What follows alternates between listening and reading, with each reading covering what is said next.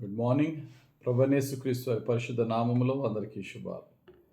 ఈరోజు మన అనుదిన ఆత్మీయ ఆహారంగా లూకా సువార్త 15వ అధ్యాయం 17వ వచనాన్ని ధ్యానించుకుందాం. అయితే బుద్ధి వచ్చినప్పుడు వాడు నా తండ్రి యొద్ద ఎంతోమంది కూలివాండ్రకు అన్నము సమృద్ధిగా ఉన్నది, నేనైతే ఇక్కడ ఆకలికి చచ్చిపోవచ్చున్నాను. ఈ సందర్భం ఏంటో మనకు తెలుసు. ఈ సందర్భం ఏంటండి? తప్పిపోయిన కుమారుడు తండ్రిని విడిచిపెట్టి వెళ్ళిపోయి తండ్రి ఆస్తి అంతటిని కూడా తగలేసి దిక్కులేని దరిద్రమైన స్థితిలో దిగజారిపోయి పందులు కాసేవానిగా వెళ్ళి అక్కడ కూడా తినడానికి తిండి దొరకనప్పుడు బుద్ధి వచ్చినప్పుడు తనతో తాను అనుకున్నాడట, నా తండ్రి ఇంట్లో ఎంతోమంది కూలివారు సమృద్ధిగా భోజనం చేసి హ్యాపీగా బ్రతుకుతున్నారు. ఇక నా తండ్రి దగ్గరికి వెళ్ళి క్షమాపణ అడిగి కొడుకులో కొడుకుగా కాకపోయినా కూలివానిలో కూలివానిగా పెట్టుకోమని బ్రతిమలాడదామని అనుకున్నాడట. ఈ వచనంలో మొట్టమొదటి లైను అయితే బుద్ధి వచ్చినప్పుడు వాడు అనే మాటను మనం తీసుకుంటే, మన జీవితంలో బుద్ధి సాధారణంగా 2 సందర్భాల్లో వస్తుంది. ఆ 2 సందర్భాలు ఏంటి అని మనం చూసినట్లయితే, ఒకటి శ్రమ కలిగినప్పుడు, దేవుడు మనల్ని శిక్షించినప్పుడు, దేవుడు మనల్ని కొన్ని కష్టాల పాలు చేసినప్పుడు అప్పుడు బుద్ధి వస్తుంది. బుద్ధి రావడం అంటే ఏంటంటే థింక్ అండ్ రియలైజ్ అనగా ఆలోచన చేసి మనం తీసుకున్న నిర్ణయాలు దేవునికి వ్యతిరేకము, నా జీవితానికి హానికరము అనే సత్యాన్ని తెలుసుకొని అప్పుడు రియలైజేషన్ వారిలో వస్తుంది. అప్పుడు వారిలో పశ్చాత్తాపం కలుగుతుంది. అప్పుడు వారిలో మారు మనసు కలుగుతుంది. ముందు ఆ రియలైజేషన్ రావాలంటే థింక్ చేయాలి. ఆ థింక్ అనేది ఆ యొక్క మారు మనసు పశ్చాత్తాపము కలగాలి అంటే ముందు వారు ఆలోచన చేయడం ప్రారంభించాలి. వీళ్ళకి బుద్ధి వచ్చేంత వరకు కూడా ఆలోచన చేయరు. బుద్ధి రానంత వరకు కూడా నేను చేసింది రైట్, నేను ఏమి చేసానో, నేను ఏం మాట్లాడానో అదే రైట్ అనుకుంటారు. కానీ బుద్ధి వచ్చినప్పుడు నేను చేసింది రైటా కాదా అని ఒక్కసారి ఆలోచన చేద్దామని ఆలోచన చేస్తారు. కనుక అటువంటి విధంగా ఆలోచన చేసి సరైన మార్గంలోనికి మళ్ళటానికి మల్లుకొని మారు మనసు పొందడానికి, పశ్చాత్తాపం పొందడానికి, సరిచేసుకోవడానికి తగిన ఆలోచన విధానం ఎప్పుడు మారుతుందంటే మనిషిలో బుద్ధి వచ్చినప్పుడు. ఆ బుద్ధి ఎప్పుడు వస్తుంది? దేవుడు కొన్ని శ్రమలకు అప్పగించినప్పుడు. ఉదాహరణకి యేసు ప్రభు ఒక ఉపమానం చెప్పాడు. ధనవంతుడు, బాగా డబ్బున్నవాడు, ప్రతిరోజు చక్కగా తన డబ్బుతో తొలతూగుతూ ఆస్తిని పెంచుకుంటూ తింటూ త్రాగుతూ బ్రతుకుతూ ఉన్నాడు. తన ఇంటి బయట ఉన్న లాజర్ని కూడా కనీసం తినడానికి తిండి, కనీసం ఒక రొట్టె ముక్క కూడా వేయలేని స్థితిలో, పట్టించుకోని స్థితిలో ఉన్నాడు. అయితే తను చేస్తున్నది తప్పని, తన ప్రవర్తన మార్చుకోవాలని ఎప్పుడు బుద్ధి వచ్చిందంటే వాడి జీవితంలో ఎన్నడూ కూడా బుద్ధి రాలేదు. చచ్చిపోయి నరకానికి పోయిన తర్వాత ఆ పాతాళంలో ఆ భయంకరమైనటువంటి ఆ శిక్ష పొందుతూ ఉంటే అప్పుడు వాడికి బుద్ధి వచ్చింది. ఆ బుద్ధి వల్ల ఆలోచింపజేసి వాళ్ళలో పశ్చాత్తాపాన్ని రప్పించి ఏమంటున్నాడు చూడండి. లూకా సువార్త 16:23 అప్పుడు అతడు పాతాళములో బాధపడుచు కన్నులెత్తి దూరము నుండి అబ్రహామును అతని రొమ్మున ఆనుకొని ఉన్న లాజరును చూచి, అప్పుడు పాతాళంలో వాళ్ళు ఏం కలిగిందట? బాధ, వేదన కలిగి అప్పుడు ఆ యొక్క లాజరును చూసి, అబ్రహామును చూచి, తండ్రివైన అబ్రహామా, నేను ఎలాగే నాశనం అయిపోయాను, నాకు ఇంకా 5 సహోదరులు ఉన్నారు భూమి మీద, వారిని రక్షించుకోవటానికి ఏదో ఒక పని చేయి, నన్నన్నా పంపు, లేదా ఇక్కడి నుంచి ఎవరినన్నా పంపని బ్రతిమలాడుకున్నాడు. ఈ బుద్ధి రావడం అనేది ఇంకా పరిస్థితి చేయి దాటిపోయిన తర్వాత వచ్చిన బుద్ధి ఎందుకు పనికిరానిది.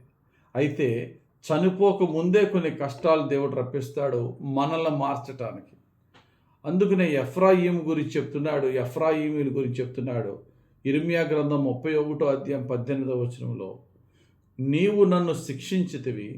ఇక్కడ ఎఫ్రాయిము మారు మనసు పొంది దేవుణ్ణి అడుగుతున్నాడు, ప్రభువా నువ్వు నన్ను శిక్షించావు ప్రభువా. కాడి మోయడం అలవాటు పడని ఎద్దు ఎక్కువ దెబ్బలు తినేస్తుందట, కాడి మోసే అలవాటు వచ్చేంతవరకు.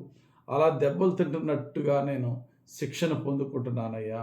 ఇప్పుడైతే నేను మారు మనసు వచ్చింది, నీ వైపు తిరిగాను ప్రభువా. నన్ను త్రిప్పుకోనైనా నువ్వు ఎలా మలుచుకుంటే అలా మలవడడానికి, అలా మారిపోవడానికి నేను సిద్ధంగా ఉన్నాను ప్రభు అని చాలా హంబుల్గా ప్రార్థన చేస్తున్నాడు ఎఫ్రాయిం. చూడండి, ఇర్మియా గ్రంథం 31:19 నేను తిరిగిన తర్వాత పశ్చాత్తాపపడి తిని, నేను సంగతి తెలుసుకొని తొడచరుచుకొంటిని.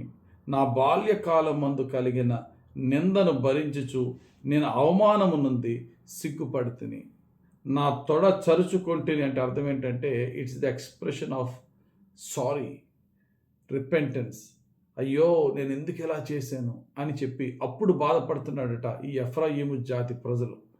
గమనించండి ప్రియులారా, కష్టం వచ్చినప్పుడు, దెబ్బలు తగిలినప్పుడు మనము అప్పుడు ఆలోచన చేయడం ప్రారంభిస్తాం. అప్పుడు అయ్యో నేను చేసింది తప్పు అని చెప్పి రియలైజ్ అవుతాం. మంచిదే, అలాగన్నా రియలైజ్ అయితే. అంతకన్నా ఇంకా బెటర్ వేలో రియలైజేషన్ ఏంటంటే వాక్యమును దేవుడు పంపినప్పుడే మారు మనసు పొందడం. వాక్యమును దేవుడు పంపినప్పుడే అంటే ఇంకా దెబ్బ తగలక ముందే, శిక్ష మన జీవితంలో రాకముందే 2 రకాలుగా మనము ఆలోచన చేసి మారు మనసు పొందుతాం. ఒకటి దెబ్బ తగిలిన తర్వాత, దేవుని శిక్ష వచ్చిన తర్వాత. రెండవది అంతకంటే బెటర్ ఏంటంటే దేవుని వాక్యం ఎప్పుడైతే మన దగ్గరికి వస్తుందో, ఫిజికల్ పనిష్మెంట్ రాకపోయినా దేవుని వాక్యం మన హృదయంలోనికి గుచ్చుకోవాలి, మనల్ని ఆలోచింపజేయాలి. భక్తుడైనటువంటి పేతురు పరిశుద్ధాత్మతో నింపబడి వాక్యం బోధిస్తే అపోస్తుల కార్యం 2:37 వారు ఈ మాట విని హృదయములో నొచ్చుకొని, మూల భాషలో దానికి అర్థం ఏంటి, హృదయంలో పొడవబడిన వారై, సహోదరులారా మేమేమి చేతుమని పేతురును కడమ అపోస్తులను అడగ్గా, అప్పుడు వారు అన్నారట, మేము ఏమి చేయమంటే అది చేస్తాం. We're ready to do anything, we're ready to leave anything. మేము ఏదైనా దేవుని కొరకు చేయడానికి విడిచిపెట్టుకోవడానికి సిద్ధంగా ఉన్నామంటే అప్పుడు పేతురు భక్తుడు చెప్తున్నాడు, మారు మనసు పొంది బాప్తిసం పొందండి మీరు, అప్పుడు మీరు రక్షింపబడతారంటే. అందరూ కూడా మారు మనసు పొంది బాప్తిసం పొంది 3,000 మంది బాప్తిసం పొంది రక్షింపబడ్డారు. వీరికి ఇంకా ఏమి దెబ్బ తగలక ముందే దేవుని వాక్యము చేత పొడవబడి రక్షింపబడిన వారు. ఈరోజు దేవుడు మనతో మాట్లాడుతున్నారు. దెబ్బ తగిలిన తర్వాత ఆలోచన చేసి మారు మనసు పొందుతావా? దెబ్బ తగలక ముందే వాక్యము చేత పొడవబడి నీకు నీవే ఒక్కసారి ఆలోచన చేసి మారు మనసు పొందుతావా? భక్తుడైనటువంటి ఆసాపు దేవుని మీద తిరగబడతాడు. ఏంటి ప్రభువా, నా బ్రతికి ఎలాగైపోయింది, ఆడేంటి ఈడేంటి, ఆడు అన్ని తప్పులు చేస్తూ పాపాలు చేస్తూ హ్యాపీగా ఉన్నాడు, ఏంటి వాళ్ళు బాగున్నారు, నేనే ఏంటి, నాకే బాధ ఏంటని దేవుని చిత్తాన్ని సరిగా అర్థం చేసుకోక దేవుని విరోధంగా మాట్లాడతాడు. అయితే దేవుని సన్నిధిలో ధ్యానించినప్పుడు దేవుని యొక్క మాట, దేవుని యొక్క సత్యము ఆసాపు తెలుసుకుని మారు మనసు పొంది ఏమన్నాడండి, 73:21 నుండి నా హృదయము మత్సరపడెను, నా అంతరింద్రియములో నేను వ్యాకుల పడితిని, నేను తెలివి లేని పశుప్రాయుడినైతిని, నీ సన్నిధిని మృగము వంటి వాడినైతిని. చూడండి ఇక్కడ రియలైజేషన్, మారు మనసు పొందాడు, మనసు మార్చుకున్నాడు. ఎందుకంటే ఆలోచన చేశాడు. కారణం ఏంటో తెలుసా, దేవుడు ఆయనతో మాట్లాడాడు. ఆ తర్వాత అప్పటి వరకు అది లేదు ఇది లేదు, ఆడికి అది ఉంది వీడికి ఇది ఉంది అన్న వ్యక్తిలోంచి ఏ మాటలు వచ్చినాయి చూడండి. 25 ఆకాశమందు నీవు తప్ప నాకెవరున్నారు, నీవు నాకుండగా లోకములోనిది ఏదియూ నాకు అక్కర్లేదు. ఇదన్నమాట మారు మనసు. కాబట్టి let us think and realise, ఆలోచన చేద్దాం.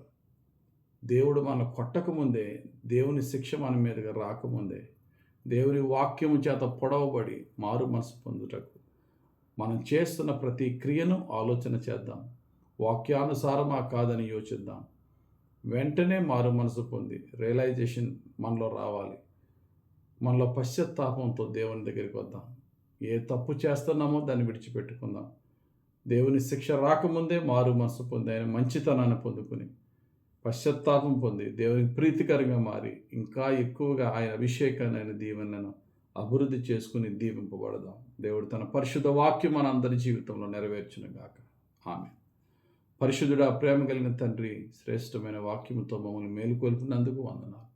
ధ్యానించిన వాక్యము మాకు రక్షణ వాక్యంగా ఫలింపజేసి మమ్మలను శిక్షించక ముందే ప్రభువా మారు మనసు పొందుటకు నీ వాక్యము చేత మేలుకొలుపు మాకు అనుగ్రహించమని, మమ్మల్ని రక్షించమని, విమోచించమని, కాపాడమని, క్షమించి దీవించి నీలో ఫలింపజేయమని యేసుక్రీస్తు వారి పరిశుద్ధ నామములో ప్రార్థించి వేడుకొనుచున్నాం తండ్రి.